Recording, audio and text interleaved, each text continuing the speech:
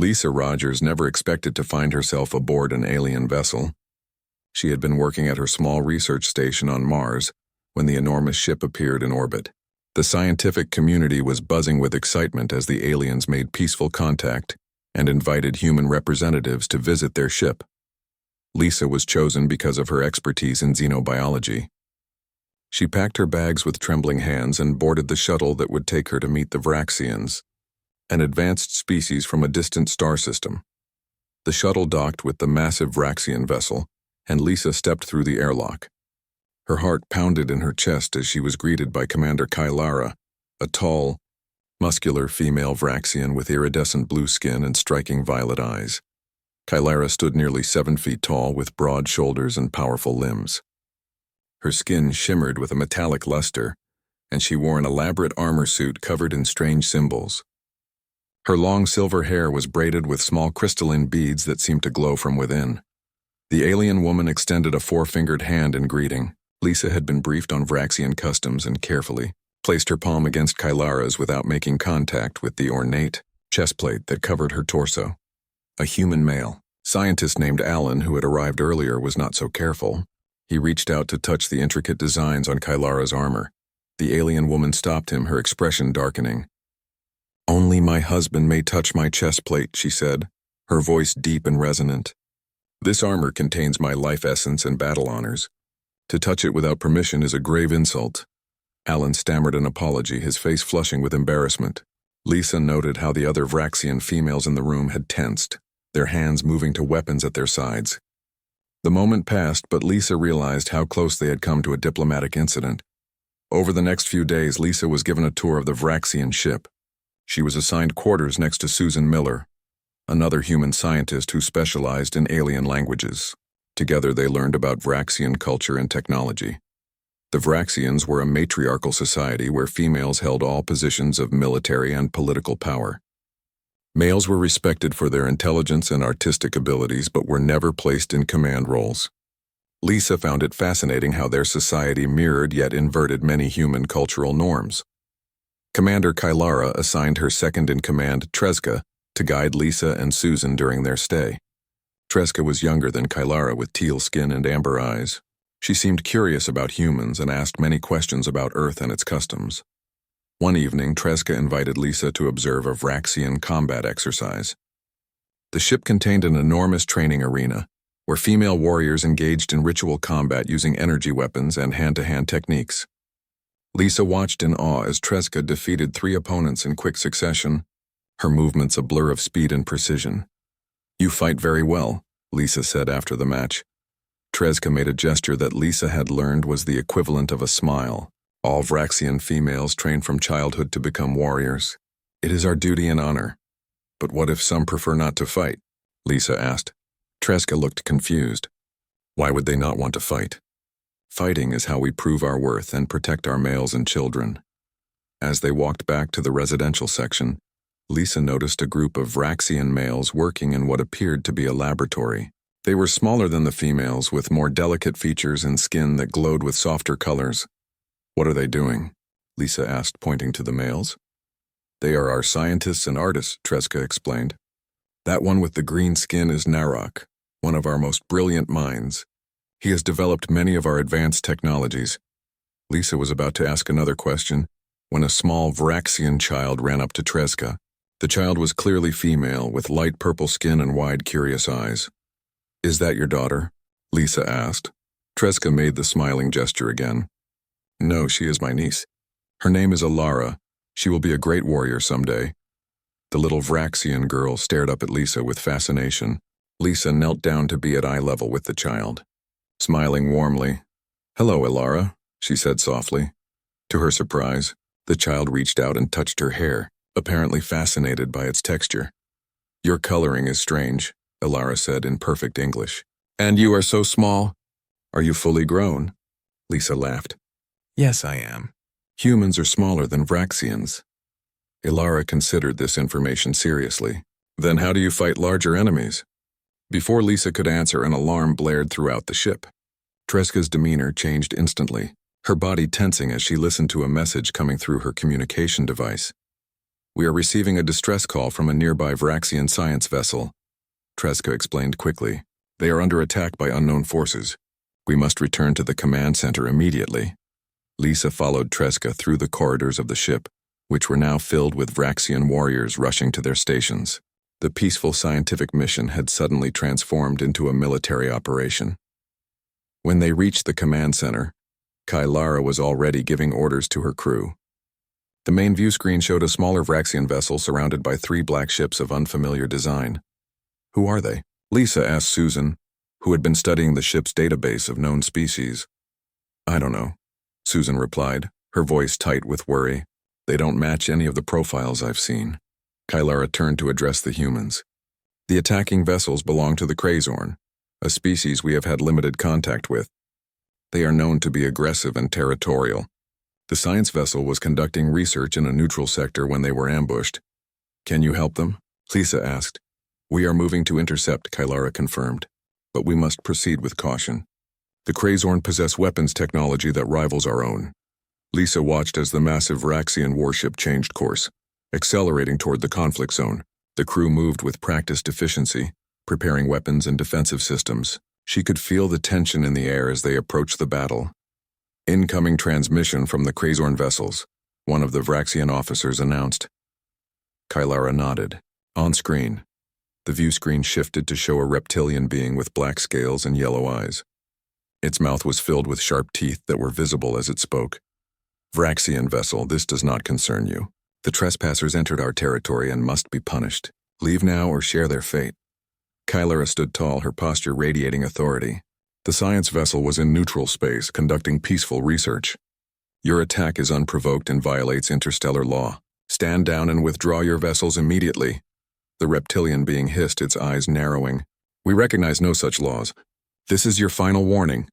The transmission cut off abruptly and Kylara turned to her tactical officer. Battle stations. Prepare to engage. Lisa felt her heart racing as the Vraxian ship moved closer to the conflict. She had come aboard as a scientist, eager to learn about an alien culture. Now she found herself in the middle of what could become an interstellar incident. Should we return to our quarters? Susan asked nervously. Kylara considered the question. No, you will remain here where we can ensure your safety. Besides, this may be an opportunity for you to learn more about our species. We Vraxians are not only scientists and explorers, we are warriors when we need to be. As Lisa watched the approaching enemy ships on the view screen, she realized that her peaceful scientific exchange had just become much more complicated. The Vraxians were about to go to war, and she and Susan were caught in the middle of it. The Vraxian warship approached the battle zone at maximum speed. Lisa could feel the vibration of the powerful engines through the floor of the command center. The view screen showed the 3 Crazorn vessels continuing their attack on the smaller Vraxian science ship. Weapons range in 30 seconds, reported the tactical officer, a female Vraxian with deep red skin. Kylara stood in the center of the command platform, her posture rigid with determination. Target their weapon systems only. I want to disable, not destroy. Lisa watched in fascination as the Vraxian crew prepared for battle. Despite never having seen combat before, they moved with practiced precision, as if they had been training for this moment their entire lives. The science vessel's shields are failing, Tresca announced, her eyes fixed on her console. They report multiple casualties and severe damage to their engines.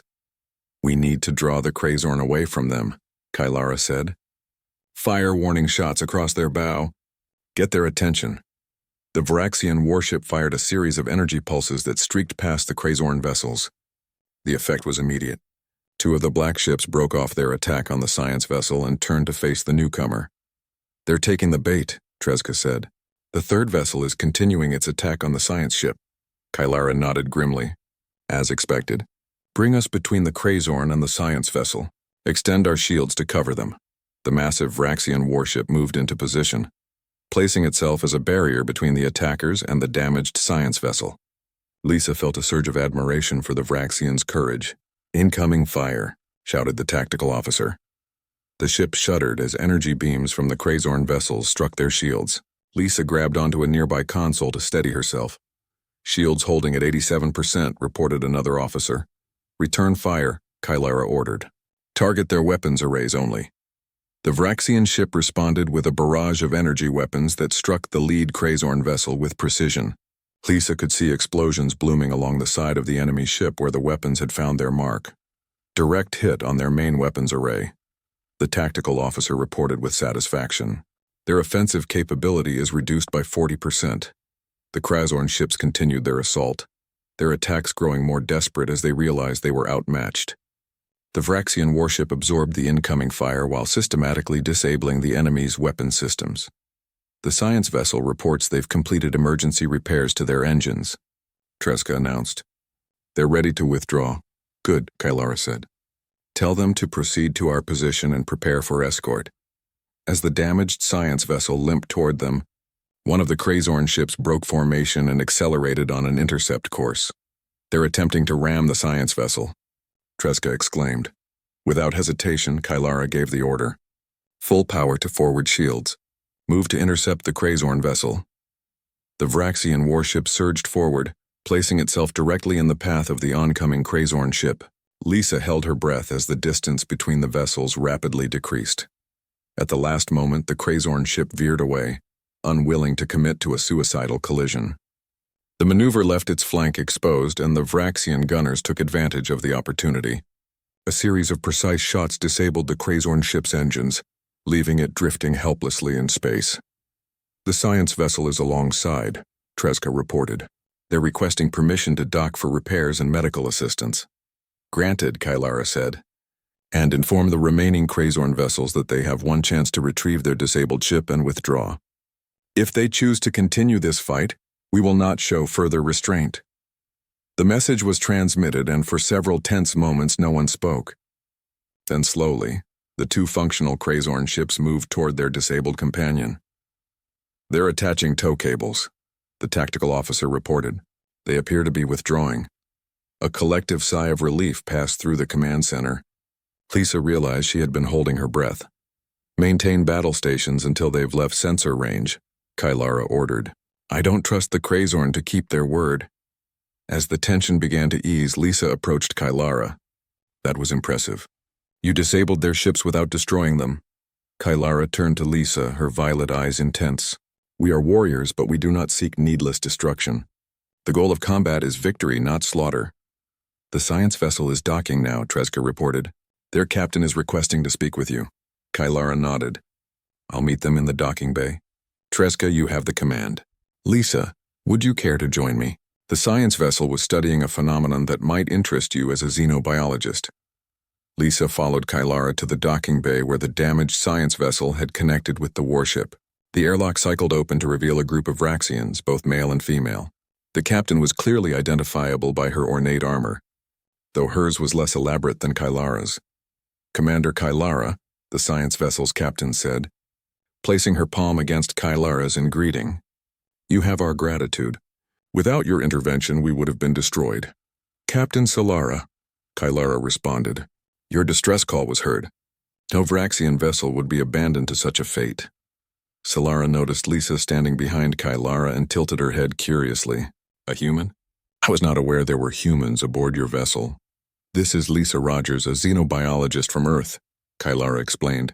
She and several other humans are guests aboard our ship as part of a cultural exchange.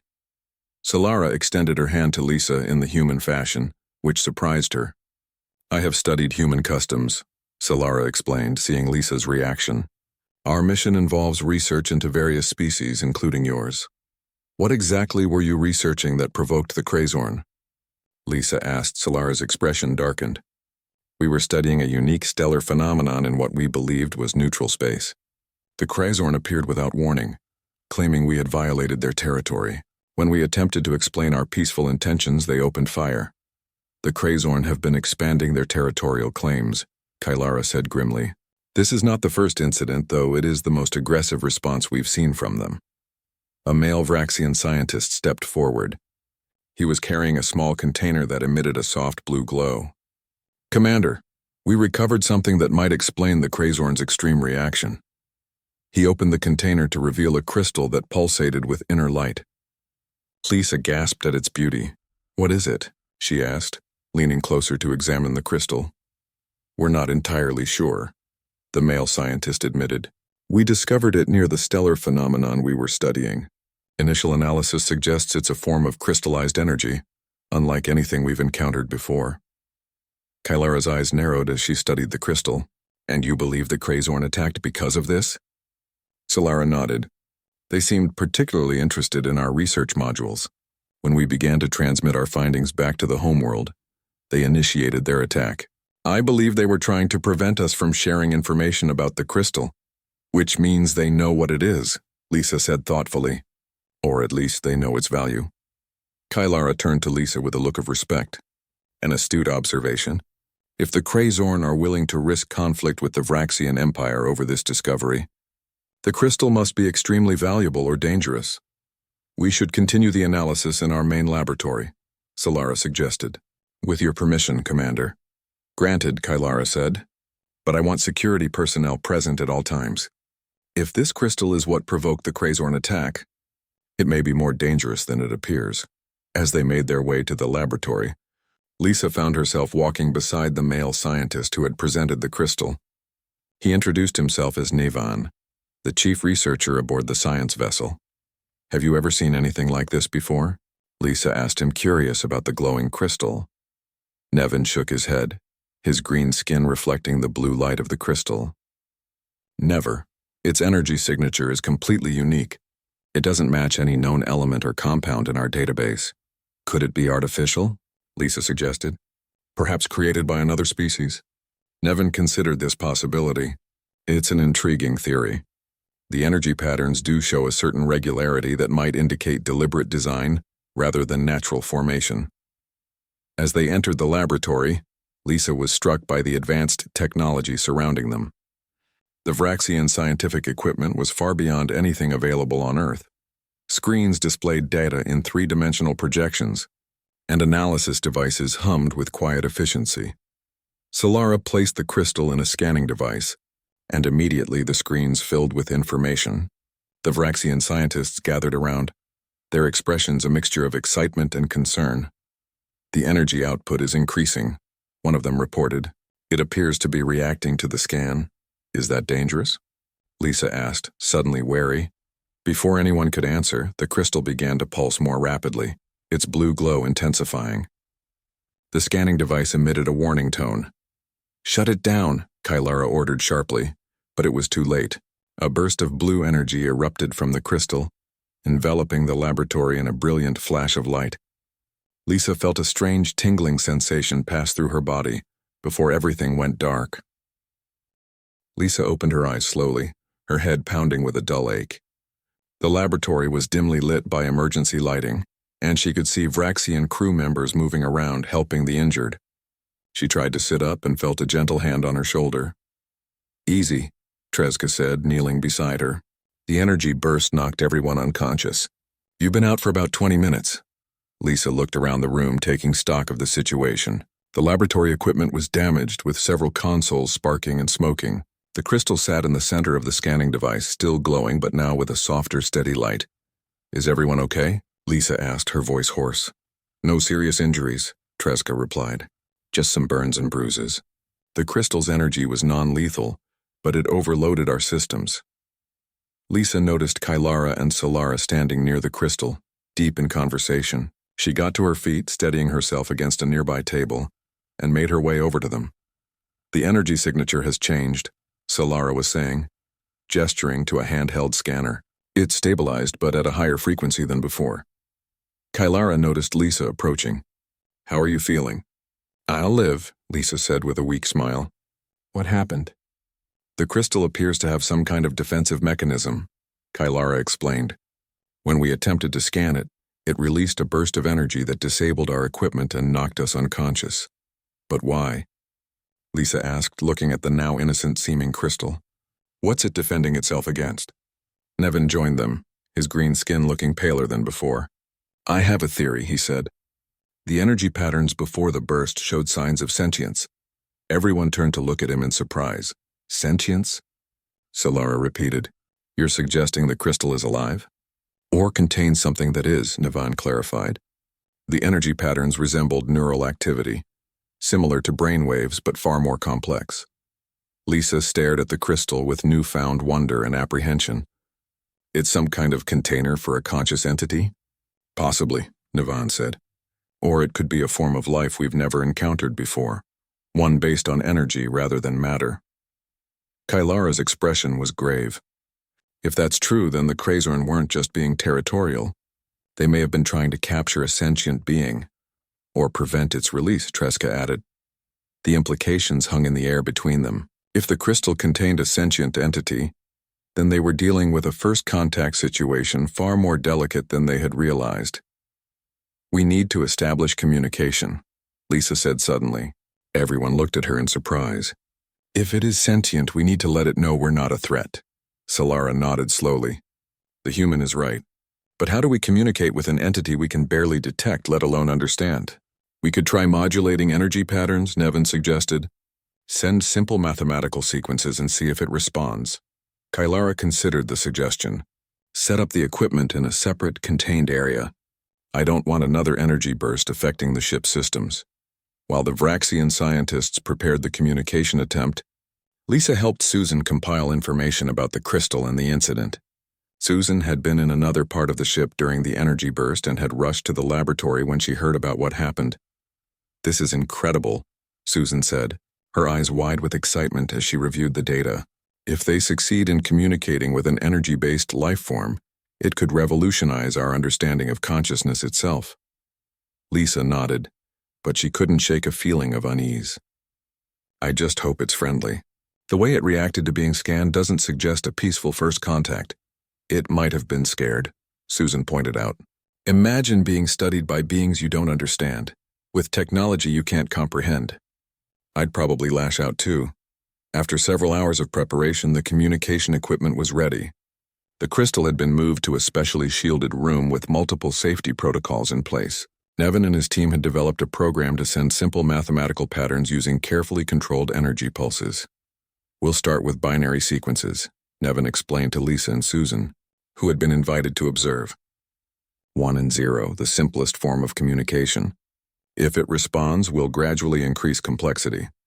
The first sequence was sent, a simple pattern of pulses representing the numbers 1 through 10 in binary. They waited, watching the monitoring equipment for any response. Nothing happened. Try a different frequency, Solara suggested. Nivan adjusted the settings and sent the sequence again. Still nothing. After several more attempts with different frequencies and patterns, Lisa had an idea. What if it doesn't think mathematically the way we do? Maybe we should try something more emotional. The Vraxians looked at her curiously. What do you mean? Kailara asked. Instead of mathematical sequences, try fluctuating the energy in patterns that mimic emotional states, Lisa suggested. Calm, excited, curious, basic emotional concepts that might transcend species barriers. Nevin looked skeptical but intrigued. How would we create such patterns?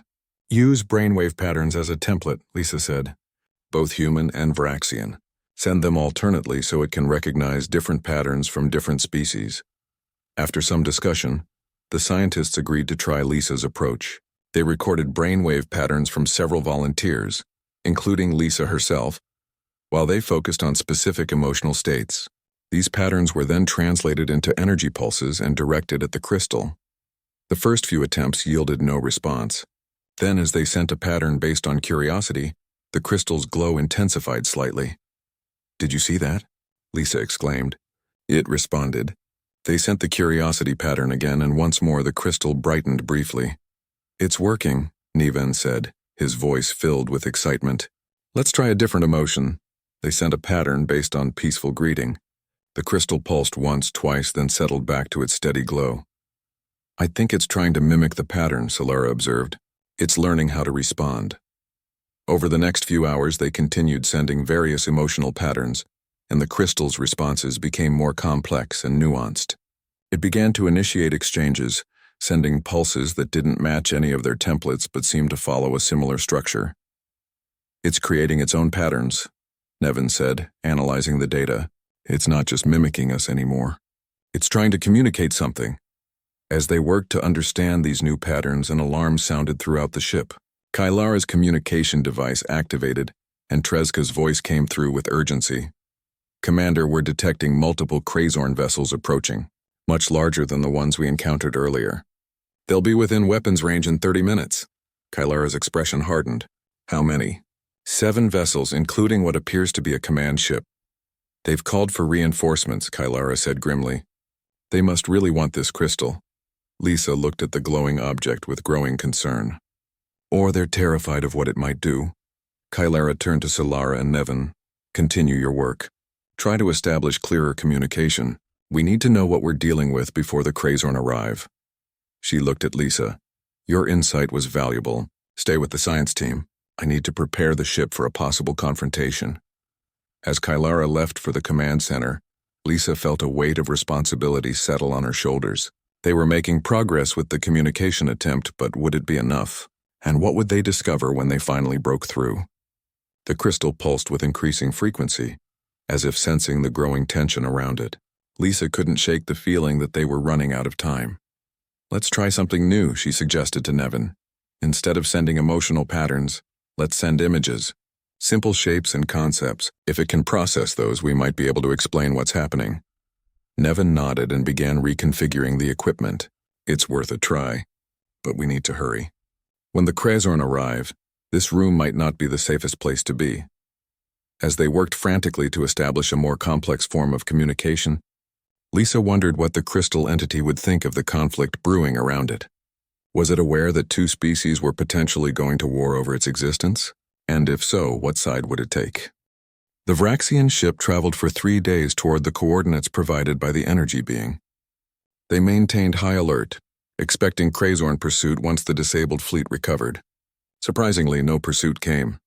Perhaps they're licking their wounds, Tresca suggested during a strategy meeting, or waiting to ambush us at the destination. Kylara nodded grimly. We must assume the latter. Maintain battle readiness and have escape vectors plotted at all times. Throughout the journey, Lisa spent most of her time in the laboratory with the crystal. Although the being had retreated into its housing, she felt a lingering connection to it. Occasionally, the crystal would pulse in patterns that she was learning to interpret as simple greetings or acknowledgments. It's remarkable how quickly you've developed this communication, Nevin said as he worked nearby, studying the data they had collected. It seems to have formed a particular bond with you. Lisa shrugged, feeling slightly embarrassed by the attention. I just tried to approach it with an open mind. Maybe that's all it needed. As they approached the coordinates, tension aboard the ship increased. The location was indeed within Krazorn territory, near a small reddish star with 3 planets. Scans revealed a facility on the 2nd planet, heavily shielded against detection.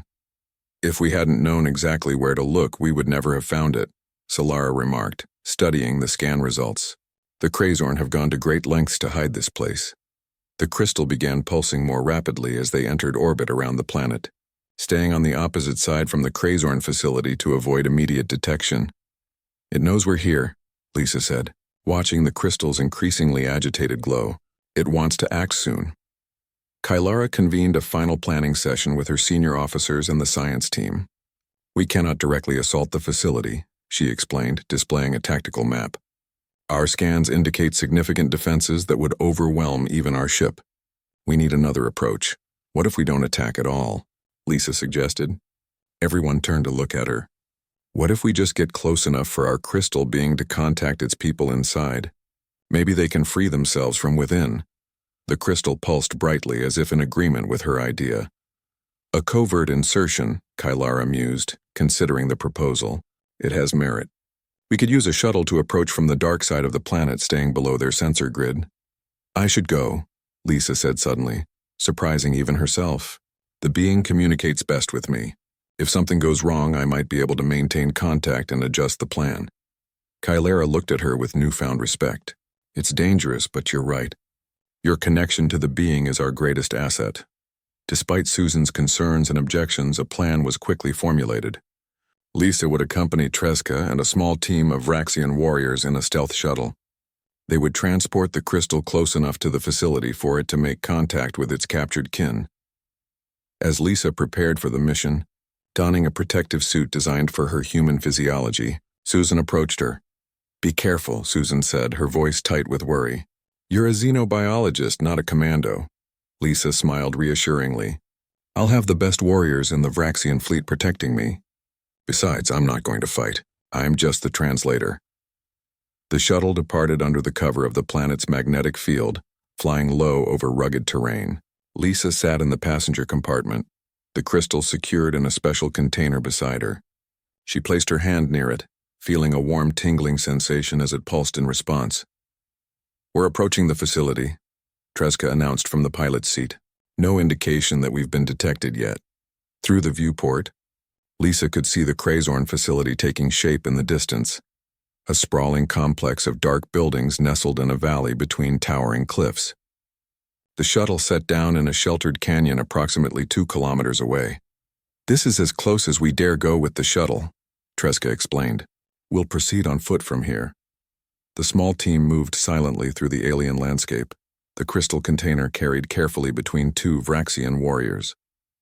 Lisa found the planet's slightly lower gravity made movement easier, but the thin atmosphere had her breathing hard through her suit's respirator.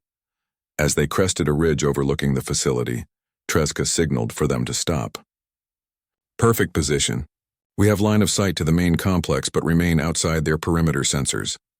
Lisa opened the crystal container, and immediately the blue gem began pulsing with intense light. She felt the now familiar touch of the being's consciousness against her mind.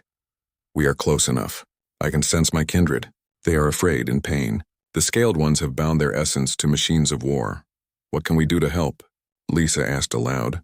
The crystal's light intensified, and Lisa received a series of impressions, images of energy flowing outward, breaking restraints, wakening dormant consciousness. "It needs to send out a pulse," she told Tresca. "Something that will break whatever controls the Krazorn have placed on the other beings." Tresca looked concerned.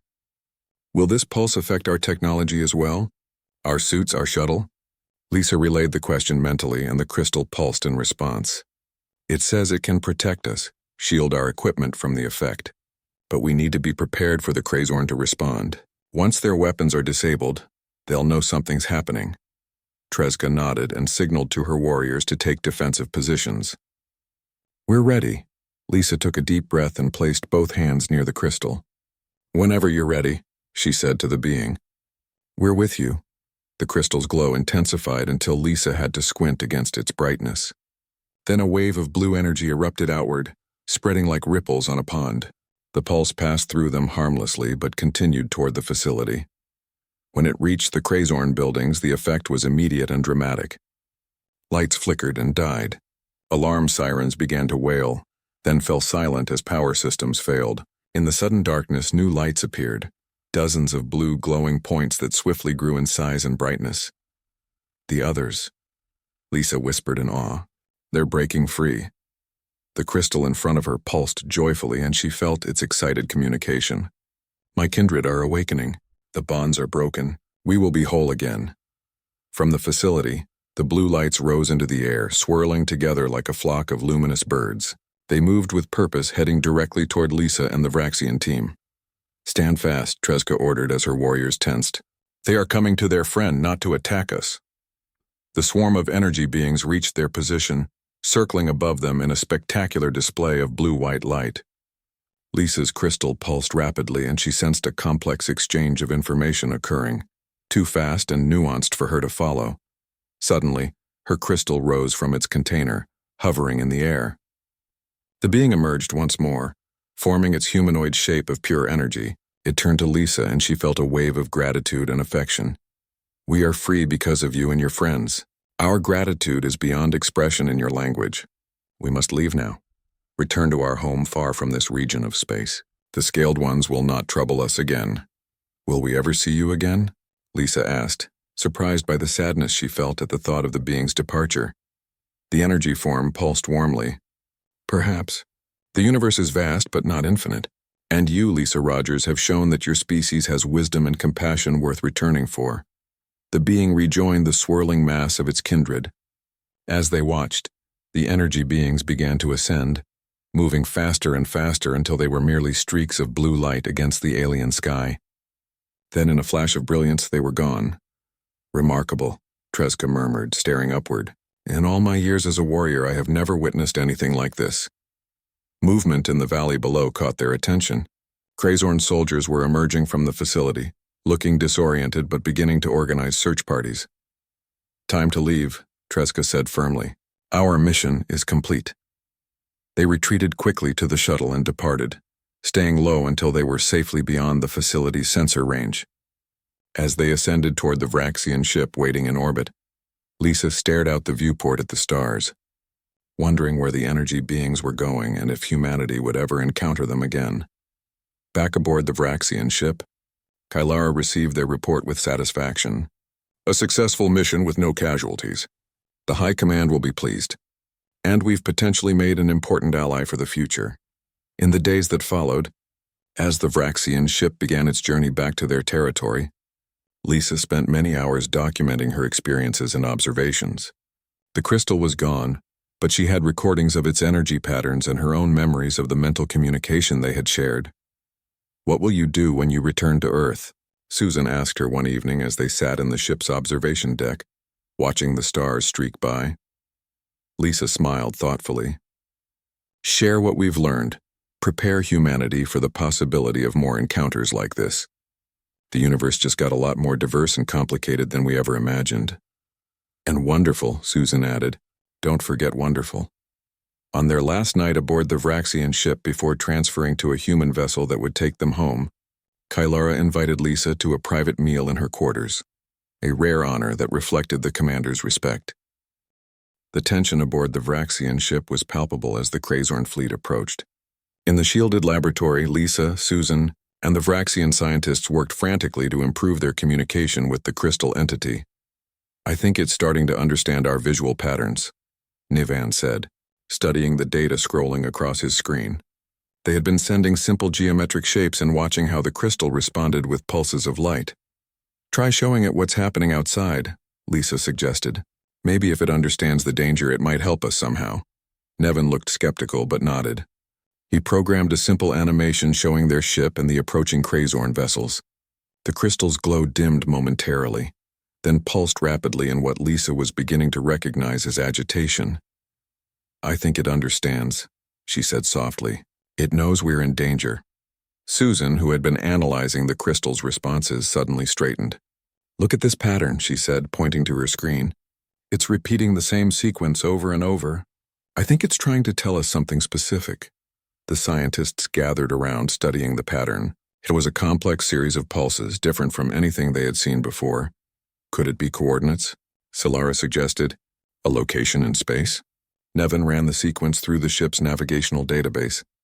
"It doesn't match any known star system or celestial coordinates." "What if it's not telling us where to go?" Lisa said slowly, a thought forming. "What if it's telling us where it came from?" Before they could explore this theory further, Kylara's voice came over the communication system. "The Krazorn fleet has entered weapons range. Their commander is demanding we surrender the crystal. Prepare for possible impact."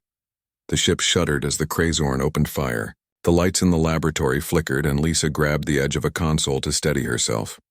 "We need to move the crystal to a more secure location," Solara ordered. "If the ship takes serious damage, this section could be compromised." As they prepared to transport the crystal, it suddenly began pulsing with intense blue light. The energy reading spiked dramatically. "It's building up to another energy burst," Nevin shouted, backing away from the scanning device. But instead of the explosive release they had experienced before, the energy formed a swirling vortex of blue light above the crystal. Within the vortex, an image began to take shape, a figure composed entirely of luminous energy. The scientists stared in amazement as the figure solidified into a humanoid form with no distinct features beyond a basic outline. It hovered above the crystal, its body pulsating with the same rhythm as the crystal itself. "By the ancestors," Solara whispered. "It's manifesting physically, the energy being turned slowly, seeming to examine each person in the room. When its attention fell on Lisa, she felt a strange tingling sensation in her mind as if something was gently probing her thoughts. "Can you understand us?" Lisa asked, addressing the being directly. The figure pulsed once, and in her mind, Lisa heard a voice, not in words but in concepts and emotions that somehow translated into meaning. "Yes, I understand. You helped me communicate," I am grateful, Lisa gasped, looking around at the others. Did you hear that? Nevin shook his head. Hear what? It's speaking to me. In my mind, Lisa explained, her voice filled with wonder. It says it's grateful for our help with communication.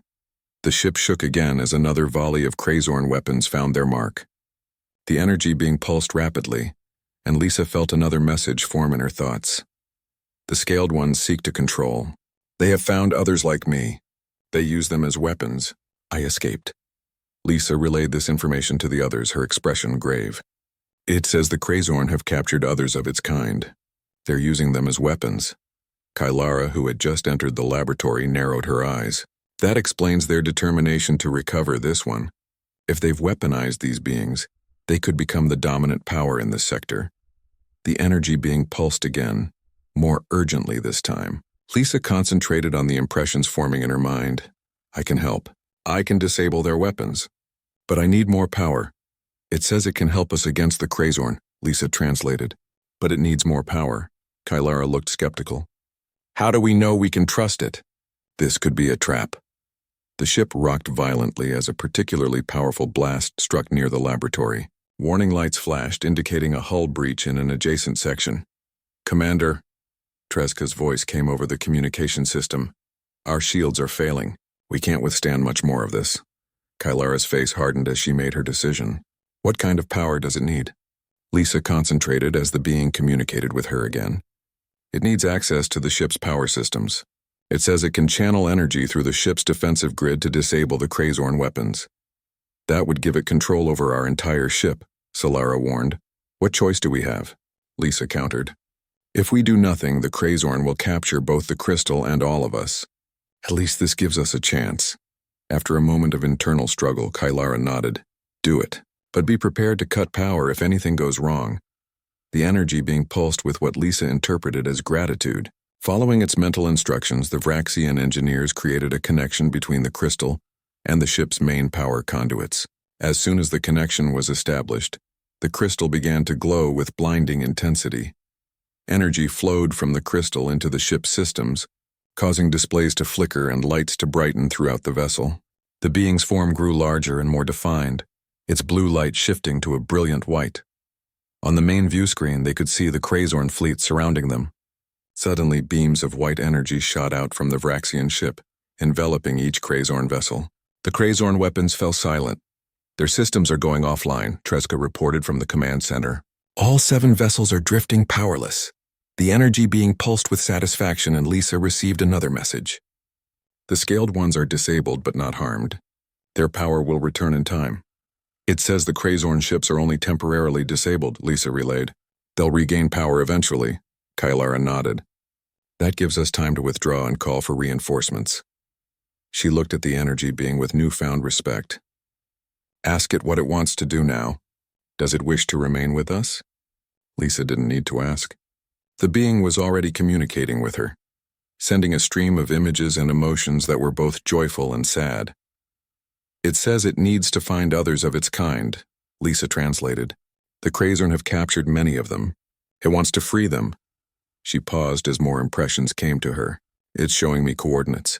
A Crazorn facility where others like it are being held. Kylara exchanged glances with Solara. That would be deep in Crazorn territory. A rescue mission would be extremely dangerous.